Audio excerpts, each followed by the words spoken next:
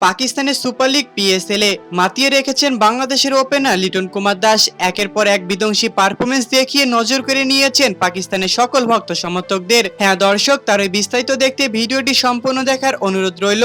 ইতিমধ্যেই শুরু হয়ে গিয়েছে পাকিস্তানের সুপার লিগ পিএসএল-এ প্রথমবারের আসর, আর এতেই যেন বাংলাদেশের ওপেনার লিটন কুমার দাস ডাক পেয়েছেন মুলতান সুলতানের হয়ে। প্রথমবারের মতো পাকিস্তানের সুপার লিগ পিএসএল-এর মাঠে খেলতে নেমেছেন লিটন কুমার দাস। একের পর এক বিধ্বংসী পারফরমেন্স দিয়ে যেন ম্যাচটাকে জিতিয়ে নিচ্ছেন একাই। তাই তো লিটন দাসকে নিয়ে বেশ অনেকটাই আলোচনা হচ্ছে নেট দুনিয়ায়। অবশ্য আজকে আবারও ইসলামাবাদ ইউনাইটেডের বিপক্ষে মাঠে খেলতে নেমেছিল লিটন কুমার দাসের দল মুলতান সুলতান। খেলতে নেমে প্রথমে টসে জিতে আগে ব্যাটিং করার সিদ্ধান্ত নিয়েছিল ইসলামাবাদ ইউনাইটেড। নির্ধারিত 20 ওভার খেলে 6 উইকেট হারিয়ে 151 রান সংগ্রহ করেছিল ইসলামাবাদ। 152 রানের জবাবে ব্যাটিং করতে নেমে বেশি একটা ভালো পারফরমেন্স শুরু করতে পারেনি মুলতান সুলতানের দল। তবে নিজের দলের হয়ে আবারও ব্যাট হাতে মাঠে নেমেছিলেন বাংলাদেশের ওপেনার লিটন কুমার দাস। খেলতে নেমে বিধ্বংসী পারফরমেন্স করেছেন লিটন। খেলেছেন 37 বল খেলে 105 রানের ইনিংস। তাই তো ম্যাচ শেষে অনেকটাই নজর কেড়ে নিয়েছেন লিটন কুমার দাস। পেয়েছেন পাকিস্তানের তরফ থেকে প্রায় 10 লক্ষ টাকার পুরস্কার।